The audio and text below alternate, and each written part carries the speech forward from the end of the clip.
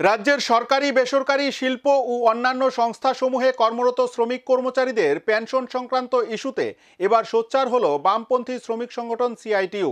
শ্রমিক কর্মচারীদের স্বার্থ সংশ্লিষ্ট মূলত 2 দফা দাবিকে সামনে রেখে সংগঠন প্রতিনিধিমূলক ডেপুটেশন দেয় আঞ্চলিক ইপিএফ অফিসের কমিশনারের নিকট। প্রতিনিধিমূলক ডেপুটেশনের নেতৃত্ব দিয়েছেন সিআইটিইউ নেতা সাধন বসু। ইপিএফ আইনের আওতাধীন রাজ্যের সরকারি বেসরকারি শিল্প অন্যান্য সংস্থাসমূহে কর্মরত কিংবা অবসরপ্রাপ্ত শ্রমিক কর্মচারীদের দেশের সুপ্রিম কোর্টের রায়ের পরিপ্রেক্ষিতে দিল্লিস্থিত ইপিএফ এর কেন্দ্রীয় দপ্তর থেকে জারি করা বিজ্ঞপ্তি অনুযায়ী উচ্চহারে পেনশন পাওয়ার ক্ষেত্রে সংশ্লিষ্ট কর্তৃপক্ষের বেশিরভাগই সঠিক ভূমিকা পালন করছেন না। সংস্থার কর্তৃপক্ষ দায়িত্ব এড়িয়ে চলার চেষ্টা করছেন। শুধু তাই নয়, আইনের আওতাধীন শিল্প অন্যান্য সংস্থাসমূহের কর্মরত শ্রমিক কর্মচারীদের ইপিএফ এর আইনগত সুযোগ সুবিধাগুলি দেওয়ার ক্ষেত্রেও যথাযথ ভূমিকা পালন করছেন না। আইনানুগভাবে ফান্ডের হিসাব নিকাশ করা, তথ্যাদি রাখা, হিসাব অনুযায়ী শ্রমিকদের কাছ থেকে কাটা অর্থ এবং কর্তৃপক্ষের অংশের সমপরিমাণ অর্থ ঠিক সময়ে ইপিএফ অফিসে জমা দেওয়া হয় না। এখানেই শেষ নয়, শ্রমিকদের কাজের ও প্রাপ্য মজুরি রেজিস্টার পর্যন্ত রাখা হয় না। এতে করে বহু শ্রমিক ন্যায্য অধিকার থেকে বঞ্চিত হচ্ছেন। এবার এমনটাই অভিযোগ এনে সোচ্চার হলেন বামপন্থী শ্রমিক সংগঠন সিআইটিইউ ত্রিপুরা রাজ্য কমিটি।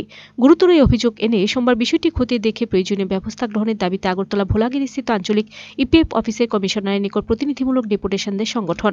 শ্রমিক নেতা কানু ঘোষের নেতৃত্বে 5 জনের এক প্রতিনিধি দল ইপিএফ কমিশনার রাজস্বী চাকমার সাথে মিলিত হয়ে তাদের দাবি সনদ স্মারকলিপি তুলে দেন। পরে সংবাদ মাধ্যমে প্রতিনিধিদের মুখোমুখি হয়ে শ্রমিক নেতা সাধন চন্দ্র বসু অভিযোগ করে বলেন, বিভিন্ন প্রতিষ্ঠানে কর্তৃপক্ষ শ্রমিকদের কাছ থেকে ইপিএফ এর টাকা কেটে নিলেও পরবর্তী সময় তা পাচ্ছেন না শ্রমিকরা। এক্ষেত্রে সবচেয়ে বেশি বঞ্চিত হচ্ছেন চা বাগানগুলির শ্রমিকরা বহু লড়াই সংগ্রাম করে এই অধিকার অর্জন করেছিল। ইপিএফ আইন অনুযায়ী অবসরের পর শ্রমিকরা জমাকৃত অর্থ পাওয়ার কথা, কিন্তু এখন দেখা যাচ্ছে অধিকাংশ ক্ষেত্রে তা থেকে বঞ্চিত হচ্ছেন শ্রমিক কর্মচারীরা।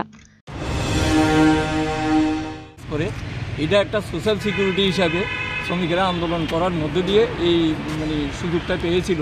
1952 সালে এটার উপর প্রভিডেন্ট ফান্ড অ্যাক্ট আইন তৈরি হয়, অনেকবার সংশোধিত হয়। লাস্টবার সংশোধিত হয়েছে 1995 সালে লাস্ট।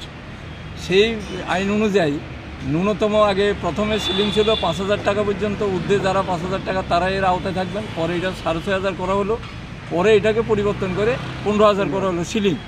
যে সিলিং 15,000 পর্যন্ত যারা আয় করেন তারাই শুধু এই প্রভিডেন্ট ফান্ডের সুযোগ সুবিধা পাবে। এখানে একটা অংশ রিটায়ারমেন্টের পরে এই আইন অনুযায়ী একটা অংশ ক্যাশ টাকা পায়, এরপরে পেনশন পায়। যিনি এমপ্লয়ি উনি মারা গেলে ওনার স্ত্রীও তার একটা পেনশনের একটা সুযোগ আছে, 2টা বাচ্চাও পায়। এইভাবে একটা সুযোগ ছিল। সেই অবস্থায় যখন আস্তে আস্তে শ্রমিকদের মজুরি বাড়ছে, বিভিন্নভাবে দেখা গেল এই সিলিংয়ের পরিপ্রেক্ষিতে ভারতবর্ষে লক্ষ লক্ষ শ্রমিক এই প্রভিডেন্ট ফান্ডের সুযোগ সুবিধা থেকে বঞ্চিত। Video report, search India TNN।